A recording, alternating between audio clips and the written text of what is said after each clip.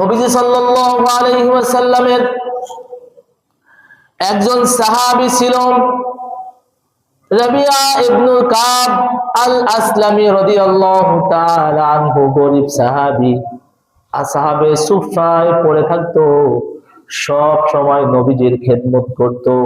গায়ের মধ্যে একেবারে জীর্ণ শীর্ণ একটা পোশাক। নবীজি সাল্লাল্লাহু আলাইহি ওয়াসাল্লামের বড় মায়া হলো, নবীজি সাল্লাল্লাহু আলাইহি ওয়াসাল্লামের খেদমত করত। একদিন রাতের বেলায় নবীজি সাল্লাল্লাহু আলাইহি ওয়াসাল্লামের খেদমতে রাবিয়া রাদিয়াল্লাহু তাআলা আনহু নবীজি দেখে বললেন, রাবিয়া তুমি আমার কাছে কিছু চাও, আমি তোমাকে দিব। তুমি আমার কাছে কিছু চাও, কারণ আমি যদি আসমানের দিকে তাকিয়ে আঙ্গুল দিয়ে ইশারা করি, চাঁদ দ্বিখণ্ডিত হয়ে যায়। আমি নবী যদি উহুদ পাহাড়কে রব্বে কারীমকে বলি স্বর্ণ বানিয়ে দিতে, আল্লাহ তাআলা আমার জন্য উহুদ পাহাড়কে স্বর্ণ বানিয়ে দিবেন। আমি যদি দুই হাত প্রসারিত করে রব্বে কারীমের কাছে কিছু চাই, রব্বে কারীম আমাদের জন্য, আমার জন্য আসমান থেকে স্বর্ণের খনি দান করবে। তুমি আমার কাছে কিছু চাও। রাবিয়া রাদিয়াল্লাহু তাআলা আনহু বলেন, ইয়া রাসূলুল্লাহ, ইয়া হাবিবাল্লাহ, আমি আপনার কাছে দুনিয়ার কোনো কিছু চাই না, আমি শুধু আপনার কাছে এতটুকু চাই, আমি জান্নাতে আপনার কাছাকাছি থাকতে চাই। চিৎকার দিয়ে পড়েন না সুবহানাল্লাহ। কি চমৎকার চাওয়া। আমাদের যদি এমন অবস্থা হতো, যদি আমাদের এমপি সাহেব আমাদেরকে বলতো, হুজুর আমার কাছে কিছু চান, আমিও তো কিছু চাইতাম যে আমার এটা সমস্যা লাগবে, কথা কন ঠিক কিনা? কিন্তু দেখেন নবীজি সাল্লাল্লাহু আলাইহি ওয়াসাল্লামের কাছে এমন জিনিস চেয়েছে। নবীজি সাল্লাল্লাহু আলাইহি ওয়াসাল্লাম বলেন, রাবিয়া বিকাসরাতিস সুজুদ, অধিক পরিমাণে সিজদা দাও, তুমি আমার কাছে জান্নাতে থাকতে পারবে। সুবহানাল্লাহ। তাহলে রাসূলের সঙ্গে আমরা কারা কারা জান্নাতে থাকতে চাই? আমরা সকলেই নবীজির কাছাকাছি থাকতে চাই, কিন্তু সিজদা দিতে চাই না। এমন মুসলমান আছে না নাই? সিজদা দেয় না, নামাজের কোনো খবর নাই, আশিকে রাসূল দাবি করে বসে আছে। নামাজ ছাড়া, আল্লাহর গোলামি ছাড়া জান্নাত অর্জন সম্ভব। শুধু তাই নয়, আরেকজন সাহাবী নবীজি সাল্লাল্লাহু আলাইহি ওয়াসাল্লামকে প্রশ্ন করলো, ইয়া রাসূলুল্লাহ, আমি যখন আপনার কাছে থাকি, আপনার চেহারা মোবারক দেখি, আমার মনের মধ্যে প্রশান্তি আসে। আবার যখন আমি আপনার থেকে দূরে সরে যাই, আপনাকে বড় মিস করি। আবার যখন আপনার কাছে চলে আসি, আবার আপনার চেহারা মোবারক দেখলে আবার প্রশান্তি হয়। আবার যখন পরিবারের কাছে যাই, তখন অন্তরটা ছটফট করতে থাকে আপনার দুয়ারে এসে আপনার চাঁদ মাখা মুখটা দেখতে। সুবহানাল্লাহ বলেন। কিন্তু আবার পরক্ষণে ভাবি, ইয়া রাসূলুল্লাহ, আপনিও একদিন দুনিয়ার জমিন থেকে বিদায় নিয়ে চলে যাবেন, আমরাও একদিন বিদায় নিয়ে দুনিয়ার জমিন ছেড়ে বিদায় নিয়ে চলে যাব। আল্লাহ পাক তো আপনাদের জন্য, নবীদের জন্য স্পেশাল জান্নাত রেখেছেন, জান্নাতের সর্বোচ্চ স্থান জান্নাতুল ফেরদাউস দিবেন। আমাকেও যদি রব্বে কারীম মাফ করে দেয়, তবে আমাকেও রব্বে কারীম হয়তো জান্নাত দিবেন, কিন্তু এত উচ্চ মাকাম না। ইয়া রাসূলুল্লাহ, আমি চিন্তা করলাম দুনিয়ার জমিনে আপনাকে দেখার জন্য ব্যতিব্যস্ত হয়ে যায়, জান্নাতের মধ্যে আমরা আপনার সঙ্গে কিভাবে থাকবো, আপনার চেহারা কিভাবে দেখবো। নবীজি সাল্লাল্লাহু আলাইহি ওয়াসাল্লাম চুপ রইলেন, কোনো কথা বললেন না, কোনো উত্তর দিচ্ছেন না। জিবরাইল আলাইহিস সালাতু ওয়াস সালাম তাশরিফ নিয়ে এসে বললেন, ইয়া রাসূলুল্লাহ, আপনি আপনার উম্মতদেরকে জানিয়ে দিন, যারা দুনিয়ার জমিনে যে যাকে ভালোবাসবে, জান্নাতে সে তার সঙ্গী হয়ে জান্নাতে বসবাস করবে। আমরা কাকে ভালোবাসতে চাই? যুবকরা কাকে ভালোবেসেছেন? নেইমারকে ভালোবেসে? নেইমারের দল ঠকেছে তো, দুইটা ছোট ছোট বাচ্চা আছে, মাসুম একটা বাচ্চা আছে, আত্মহত্যা করেছে। কাকে ভালোবাসলো যুবক? মেসিকে ভালোবেসেছে, মেসির জাদুই পড়ে কত কিছু না করতেছে। এগুলো সব দাজ্জালের অনুসারী। মেসির জাদুর ভেলকিতে আপনি আজ পাগল পাড়া হয়ে গিয়েছেন, তাহলে মেসির বস যে দাজ্জাল, তার জাদু, তার ভেলকিতে যুবক ইমান নিয়ে যেতে পারবো আমরা? সম্ভব? এই জন্য ভালোবাসতে হবে কাকে? রাসূল আমার ভালোবাসা, রাসূল আমার আলো আশা, রাসূল আমার প্রেম বিরহের মূল আলোচনা, রাসূল আমার কাজে কর্মে অনুপ্রেরণা। ভালোবাসতে হবে কাকে? রাসূলকে ভালোবাসতে হবে, রাসূলের সুন্নাহকে ভালোবাসতে হবে। বলতেছিলাম যে দুনিয়ার জমিনে যে যাকে ভালোবাসবে, জান্নাতে সে তার সঙ্গে থাকবে। প্রিয় বন্ধুরা, আমরা আলোচনা করতেছিলাম স্ত্রীর হক সম্পর্কে, আমরা আলোচনা করতেছিলাম। আমরা 8 নাম্বার থেকে শুনেছিলাম 13 নাম্বার পর্যন্ত। 14 নাম্বার থেকে আমরা আজ আলোচনা করব ইনশাআল্লাহ। 14 নাম্বার, স্ত্রীকে কোনো প্রকার ক্ষতি সাধন করা যাবে না। হাদিসের মধ্যে আসছে লা দারারা ওয়ালা দিরার, কারো ক্ষতি করা যাবে না, ক্ষতি সওয়া যাবে না। স্ত্রীকে যদি ভালো না লাগে, পরিবারের পক্ষ থেকে কালো জাদু, তাবিজ কবজ আছে না নাই? স্ত্রীকে তাড়া করে না, আবার স্ত্রীকে যাইতেও বলে না, এমন ভাবে চাপ দিচ্ছে যেন স্ত্রী নিজে থেকেই বলে যে আমি আর এই সংসার করতে চাই না। কেন কেন চাপ দেই? কেন বলতে পারে না যে যাও তোমাকে তালাক দিয়ে দিলাম? এই যে বললে 10 লক্ষ টাকা দিয়ে মোহর ধার্য করা আছে, এগুলো পরিশোধ করা লাগবে। এই জন্য এই টাকা না দেওয়ার বায়নাতে এমন সিস্টেম আছে যেন স্ত্রী নিজে থেকেই ডিভোর্স লিটার পাঠিয়ে সে আমার থেকে বিদায় নিয়ে চলে যায়। এমন পরিবার আছে না নাই? এজন্য স্ত্রীকে কষ্ট দেওয়া যাবে না, কারো কাছে স্ত্রীকে ছোট করা যাবে না, হেও প্রতিপন্ন করা যাবে না। নবীজি সাল্লাল্লাহু আলাইহি ওয়াসাল্লামের সহধর্মিণী আয়েশা রাদিয়াল্লাহু তাআলা আনহার সাথে নবীজি সাল্লাল্লাহু আলাইহি ওয়াসাল্লামের কোন বিষয় নিয়ে দ্বিধাদ্বন্দ্ব হয়েছে, ভুল বোঝাবুঝি হয়েছে। নবীজি সাল্লাল্লাহু আলাইহি ওয়াসাল্লাম বললেন, আয়েশা, আমাদের এই ঝগড়া মীমাংসার জন্য আমরা ওমরকে খবর দিব নাকি? বললেন না, ওমরকে খবর দেওয়া দরকার নাই। ওমরকে দেখলে বড় ভয় লাগে।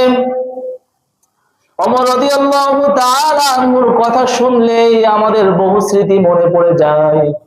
ওমর রাদিয়াল্লাহু তাআলা আনহু ইসলামের ব্যাপারে যেমন ছিল কঠোর, আবার কখনো কখনো ইসলামের ব্যাপারে ছিল অনেক বিনয়ী। সুবহানাল্লাহ। সব সময় তিনি ইসলামের জন্য থাকতেন কঠোর। ওমর রাদিয়াল্লাহু তাআলা আনহুর খেলাফতের সময় বাইতুল মাল থেকে গনিমতের মাল, ইয়ামানি কাপড় বন্টন হয়েছে। প্রত্যেকের জন্য 1 টুকরা করে চাদর অথবা 1 টুকরা করে কাপড় দেওয়া হয়েছে। ওমর রাদিয়াল্লাহু তাআলা আনহু জুমার খুতবা দিচ্ছেন। সালমান ফারসি রাদিয়াল্লাহু তাআলা আনহু বলে, ওমর লা তাখতাব, খুতবা দিও না ওমর। ওমর, খুতবা দিও না, তোমার খুতবা আমরা এখন শুনতে চাই না। আগে বলো, তোমার গায়ের মধ্যে এত লম্বা জামা তুমি কোথায় পেয়েছো? বাইতুল মাল থেকে যেই কাপড়ের টুকরা দিয়েছো, আমারও 1 টুকরা দিয়েছো। কই, আমি তো 1 টুকরা দিয়ে এত লম্বা জামা বানাতে পারি নাই। তুমি এত লম্বা জামা কোথায় পেলে বলেন তো? এই ধরনের কথা যদি আমরা এমপি সাহেবদের সম্পর্কে বলতে পারতাম, তাহলে রাতের ভিতরেই গায়েব। কথা কোন ঠিক কিনা? একজন প্রেসিডেন্ট, প্রধানমন্ত্রী, তাকে একজন সাধারণ ব্যক্তি জুমার খুতবা দিচ্ছে, বলছে থামো, আগে বলো তুমি লম্বা জামা কোথায় পেয়েছো? ওমর রাদিয়াল্লাহু তাআলা আনহু সন্তান আব্দুল্লাহকে ডাক দিয়েছেন, মিম্বরে দাঁড় করিয়ে দিয়েছে। আব্দুল্লাহ, তুমি বলো এই লম্বা জামা আমি কিভাবে পেলাম? আব্দুল্লাহ রাদিয়াল্লাহু তাআলা আনহু বলেন, আপনারা শুনেন, বাইতুল মাল থেকে আমার বাবা 1 টুকরা কাপড় পেয়েছে। প্রেসিডেন্ট 1 টুকরা কাপড়, আর আমার দেশের নেতা নেত্রী নির্বাচনের আগে কিছুই ছিল না, ক্ষমতায় যাওয়ার পরে সম্পদের আর কোনো অভাব নাই। বিদেশে কোটি কোটি টাকা পাচার করে দেয়, আছে না নাই? প্রধানমন্ত্রীর গায়ে জামা নাই, 2 টুকরা কাপড়ের জামা।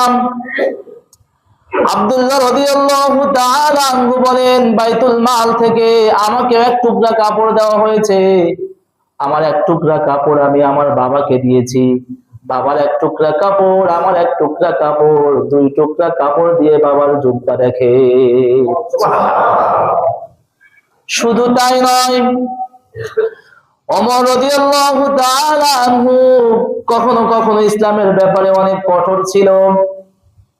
ওমর রাদিয়াল্লাহু তাআলা আনহুর সন্তান আবু শাহমা মিশরে থাকাকালীন নাবিজ পান করেছিল। নাবিজ এটা রাতের বেলায় কিশমিশ, খেজুর এগুলো পানিতে ভিজিয়ে রেখে সকালে এগুলো খেতে হয়।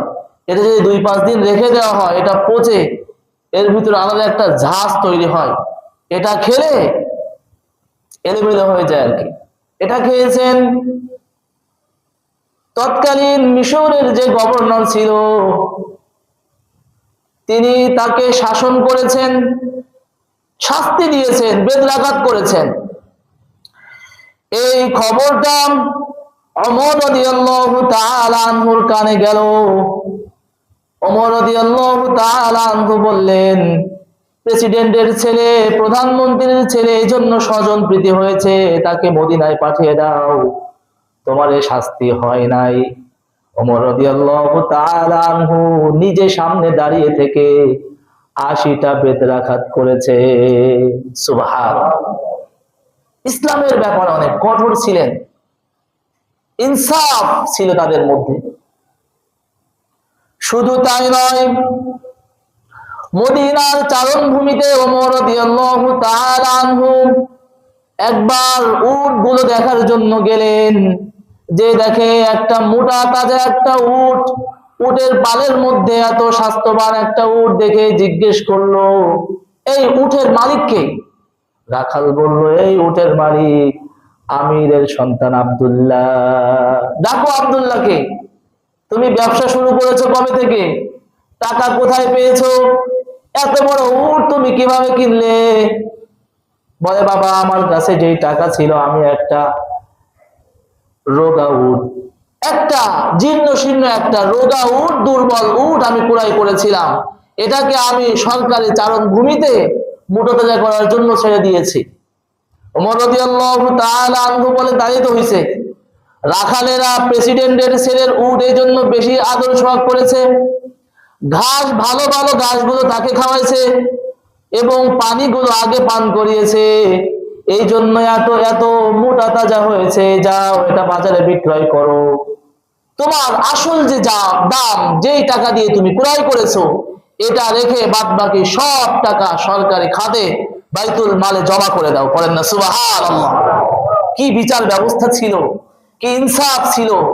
এই জন্য তো সোনালী যুগ হিসাবে রাসূল সাল্লাল্লাহু আলাইহি ওয়াসাল্লামের পরে সাহাবায়ে কেরামদের মাধ্যমে, নবীজি সাল্লাল্লাহু আলাইহি ওয়াসাল্লামের চেষ্টার মাধ্যমে সেই যুগকে সোনালী যুগ বলা হতো। সুবহানাল্লাহ। এনাদের মধ্যে ইনসাফ ছিল। আজ আমাদের দেশ এত বছর স্বাধীন হওয়ার পরেও এখনো পর্যন্ত ইনসাফ ভিত্তিক বিচার ব্যবস্থা কার্যক্রম করতে পারে না। আফসোস মুসলিম জাতির জন্য। প্রিয় বন্ধুরা আমার, বলতেছিলাম আম্মা জান আয়েশা রাদিয়াল্লাহু তাআলা আনহা বলে, না ওমরকে ডাকার দরকার নাই। নবীজি সাল্লাল্লাহু আলাইহি ওয়াসাল্লাম বললেন, তাহলে তোমার বাবাকে ডাকি? বলে, ডাকেন, তাহলে সমস্যা নেই। আবু বকর রাদিয়াল্লাহু তাআলা আনহু আসলো, এসে শুনলো, শোনার পরে আম্মা জান আয়েশা রাদিয়াল্লাহু তাআলা আনহাকে ধমক দিলেন, শাসন করার জন্য সামনে এগিয়ে আসলেন নবীজি সাল্লাল্লাহু আলাইহি ওয়াসাল্লাম। আবু বকর রাদিয়াল্লাহু তাআলা আনহুর সামনে দুহাত প্রসারিত করে দাঁড়িয়ে গেলেন। আবু বকর রাদিয়াল্লাহু তাআলা আনহু ঘর থেকে বের হয়ে গেলেন। রাসূল সাল্লাল্লাহু আলাইহি ওয়াসাল্লাম বললেন, আয়েশা দেখলা আমি আজ কত সুন্দরভাবে তোমার বাবার হাত থেকে তোমাকে বাঁচিয়ে দিলাম। সুবহানাল্লাহ। স্ত্রীকে মানুষের কাছে ছোট না করা, স্ত্রীকে অন্যের কাছে এরকম ভাবে তাকে অন্যের কাছে হেয় প্রতিপন্ন না করা, অন্যকে দিয়ে স্ত্রীকে আঘাত না করা। মনে থাকবে ইনশাআল্লাহ। 14 নাম্বার, নবীজি সাল্লাল্লাহু আলাইহি ওয়াসাল্লাম বলেন, মালউনুম মান দারা মুমিনান আও মাকারা বি। আল্লাহ পাক ওই ব্যক্তির উপর লানত করেন যে কোন মুমিনের বিরুদ্ধে, ঈমানদার তার স্ত্রীর বিরুদ্ধে ষড়যন্ত্র করে। এজন্য স্ত্রীকে তালাক দেওয়ার জন্য, ডিভোর্স দেওয়ার জন্য, স্ত্রীকে আপনার থেকে দূরে সরানোর জন্য কোন প্রকার জুলুমের শিকার না করা, কোন প্রকার জুলুম না করা। 14 নাম্বার। 15 নাম্বার, মাঝে মাঝে স্ত্রীকে যে আপনি ভালোবাসেন, এই ভালোবাসার কথা প্রকাশ করা, যে আমি তোমাকে ভালোবাসি। হাদিসের মধ্যে আসছে, عن عائشة رضي الله تعالى عنها قالت ما غرت على نساء النبي صلى الله عليه وسلم إلا على خديجة وإني لم أدركها। আয়েশা রাদিয়াল্লাহু তাআলা আনহা বলেন, আমি নবীজি সাল্লাল্লাহু আলাইহি ওয়াসাল্লামের কোন স্ত্রীর ব্যাপারে এত ঈর্ষান্বিত হইনি যত ঈর্ষান্বিত হয়েছি নবীর স্ত্রী খাদিজার ব্যাপারে। লাম আদরিকা, অথচ আমি তাকে দেখি নাই, তার সাথে আমার কোনো সাক্ষাৎ হয় নাই, কিন্তু খাদিজা রাদিয়াল্লাহু তাআলা আনহার ব্যাপারে আমার বড় ঈর্ষা হয়। কেন? নবীজি সাল্লাল্লাহু আলাইহি ওয়াসাল্লাম যখনই কোনো বকরি জবাই দিতেন, কোনো দুম্বা ভেড়া জবাই করতেন, তো তার থেকে সুন্দর ভালো একটা গোশত খাদিজা রাদিয়াল্লাহু তাআলা আনহার বান্ধবীদের বাসায় পৌঁছে দিতেন। সুবহানাল্লাহ। এই যে ভালোবাসতেন। তো আয়েশা রাদিয়াল্লাহু তাআলা আনহা বলেন, আমি একদিন নবীজি সাল্লাল্লাহু আলাইহি ওয়াসাল্লামকে ফাগদাবতুহু ইয়াওমান ফাকুলতু খাদিজা, রাগিয়ে দেওয়ার জন্য আমি রাসূলকে বললাম, আপনি শুধু খাদিজা খাদিজা করেন, খাদিজার মধ্যে আপনি কি পেয়েছেন, শুধু আপনি তার নাম বলেন।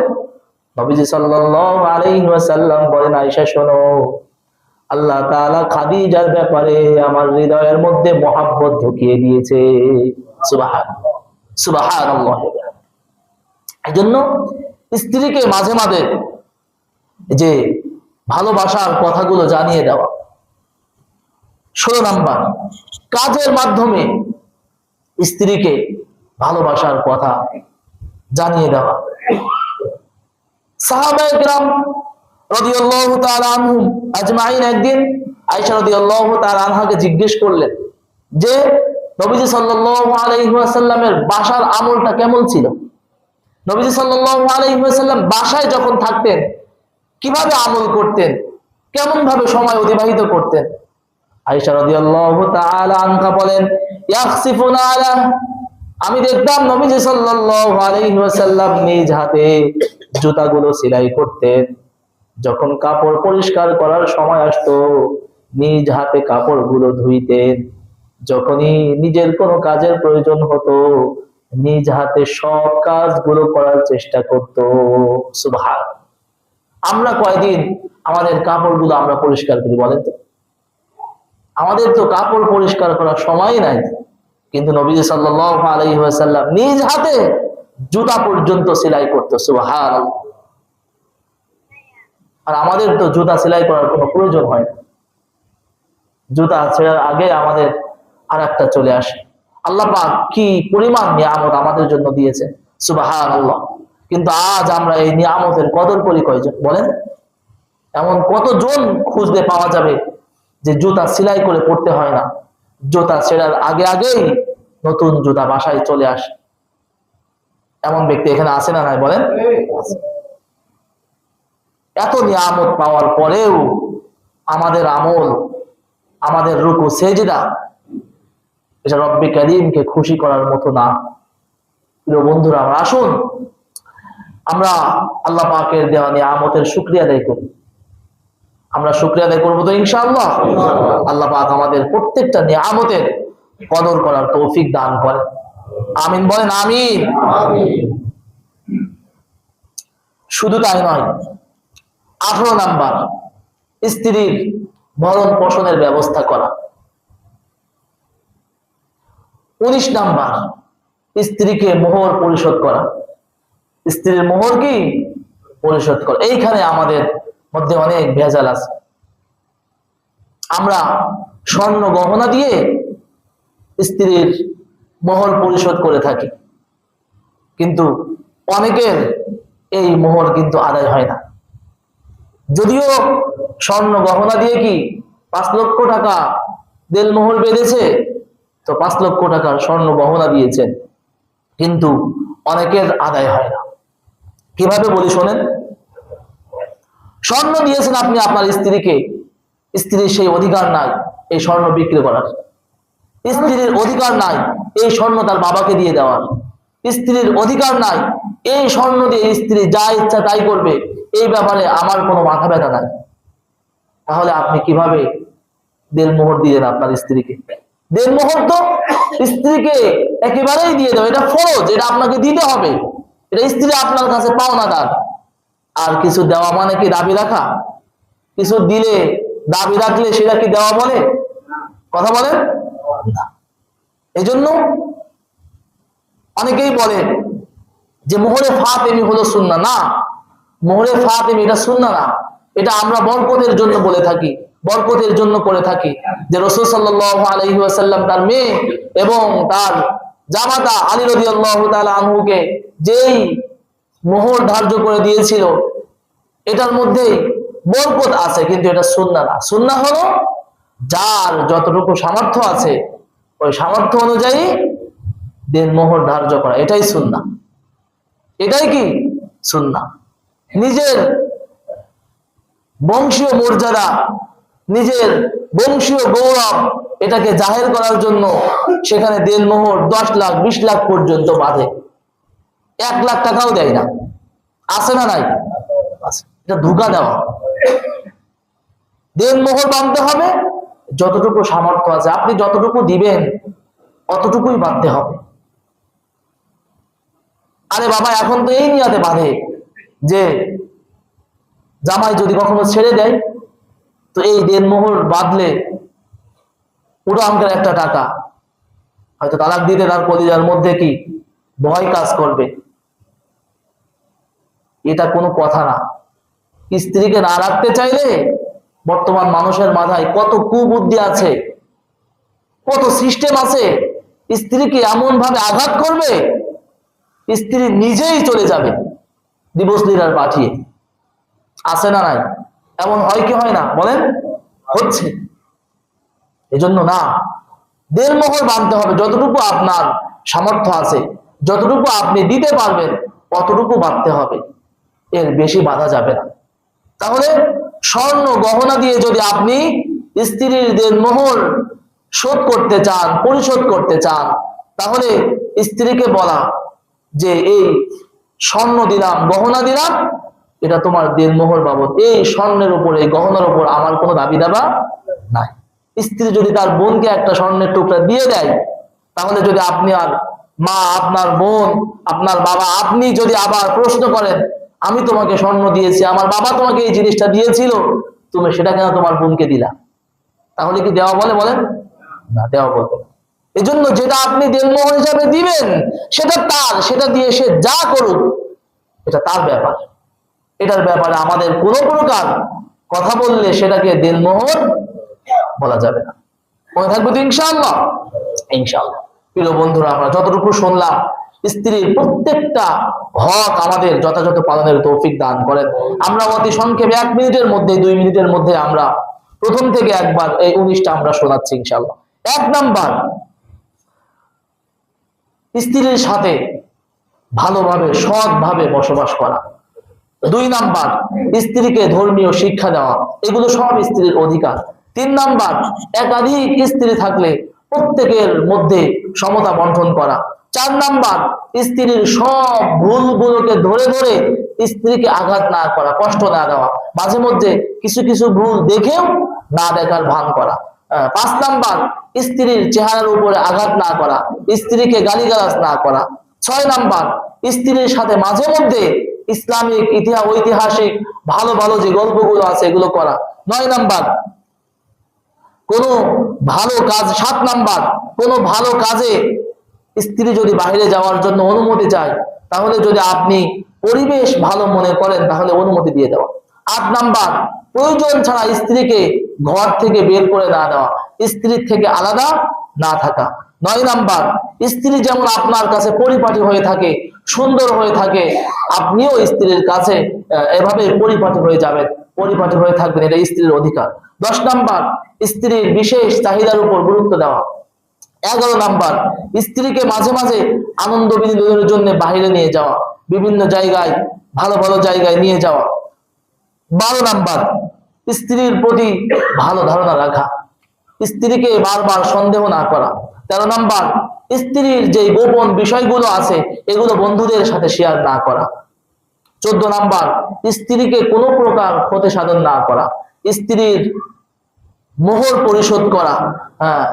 15 নাম্বার, মাঝে মাঝে স্ত্রীকে যে ভালোবাসেন এটা প্রকাশ করে দেওয়া, কাজের মাধ্যমে স্ত্রীকে ভালোবাসার কথা জানিয়ে দেওয়া, স্ত্রীর ঘরের, স্ত্রীর সমস্ত প্রয়োজনগুলো পূরণ করা, স্ত্রীর ভরণ পোষণের দায়িত্ব স্বামীর উপর।